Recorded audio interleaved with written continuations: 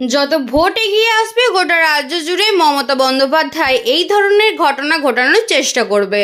মথাবাড়ি প্রসঙ্গে মালদায় এসে এই ঘটনার জন্য মুখ্যমন্ত্রীকেই দায়ী করলেন বিজেপি রাজ্য সভাপতি সুকান্ত মজুমদার। মথাবাড়িতে কেন্দ্রীয় বাহিনীর রুট মার্চ নিয়ে আমি নিজে অমিত শাহ এবং রাজ্যপালের সাথে কথা বলেছি। মথাবাড়ি যেতে বাধা দিলে গণতান্ত্রিক পদ্ধতিতে আমরা লড়াই করব। পুলিশ যেভাবে তৃণমূল কংগ্রেসের মতো দলদাসের কাজ করছে তাতে আগামী দিনে জনগণ পুলিশকে মারবে। পাশাপাশি আগামী রামনবমী ইস্যুতে রাজ্যের মুখ্যমন্ত্রী এবং পুলিশকে তীব্র কটাক্ষ করেন সুকান্ত মজুমদার। করেছিলাম যে আরও এই ধরনের ঘটনা ঘটবে। মমতা বন্দ্যোপাধ্যায় গোটা রাজ্য জুড়ে যত ভোট এগিয়ে আসবে তত এই ধরনের ঘটনা ঘটানোর ব্যবস্থা করবে তার লোকেদেরকে। বলবেন কেন?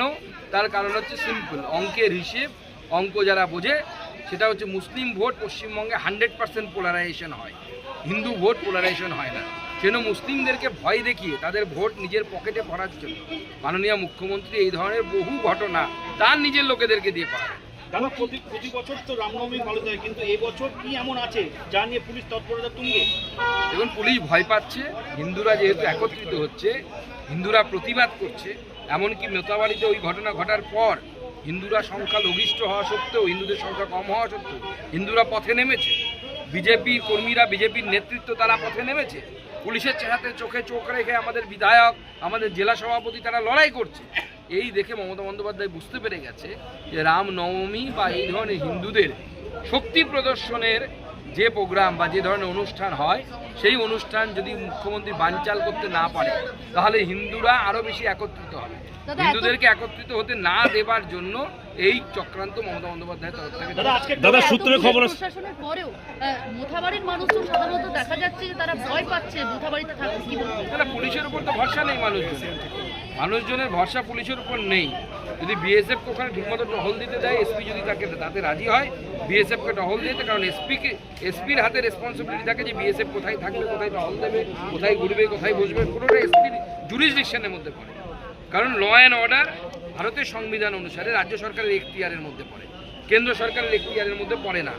আমরা যেহেতু হিন্দুদের জীবন মরণাপন্ন হয়ে যাচ্ছিল, আমরা বাধ্য হয়েছিলাম। আমি নিজে অমিত শাহজির অফিসের সাথে কথা বলেছি আর ডাইরেক্ট গভর্নর সাহেবের সাথে কথা বলেছি যে আপনি বিএসএফ নামানোর ব্যবস্থা করুন। আরও অনেকের সাথে কথা বলেছি, সেটা মিডিয়ার সামনে বলবো না। এবং শেষ পর্যন্ত আমাদের সকল নেতৃত্ব চেষ্টা করার ফলে এই কাজটা সম্পন্ন হয়েছে। দাদা, কালকে ঢুকতে বাধা দিলে কি করবেন? কালকে ঢুকতে বাধা দিলে কি করবেন? গণতান্ত্রিক পদ্ধতিতে আমরা রাস্তায় আন্দোলন করব। আমরা তো তৃণমূল কংগ্রেসের মতো পুলিশ পেটানোতে বিশ্বাস করি না, কিন্তু পুলিশ যেভাবে তৃণমূল কংগ্রেসের দলদাসের মতো আচরণ করছে, আমার যা মনে হচ্ছে আগামী দিনে জনগণ এই পুলিশকে আগা পাশতারা কেলাবে। কলকাতা পুলিশের কমিশনার মনোজ কুমার বর্মা জানিয়েছেন রামনবমীর জন্য সমস্ত দিক খতিয়ে দেখা হচ্ছে।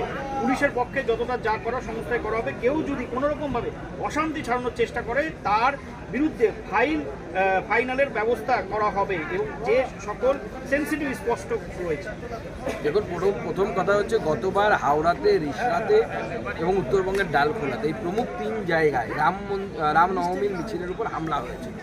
আপনারাও নিজেরাও দেখেছেন সেই সময়, তার ফুটেজ এখনো আছে। রাজ্য সরকার কোনো ব্যবস্থা নেয়নি। পরবর্তী সময়ে কোর্টের মাধ্যমে আমরা কোর্টে যাই, বিজেপির তরফ থেকে কোর্টে যাওয়া হয় এবং এনআইএ তদন্ত হয় এবং এনআইএ বেশ কিছু জনকে অ্যারেস্ট করেছে, গ্রেপ্তার করেছে। এবার যদি কেউ আবার ঢিল মারে, পাটকেল খাবে সেদিন, আর পরে এনআইএ নিয়ে গিয়ে আবার খেলাবে, চিন্তার কিচ্ছু নেই। ডবল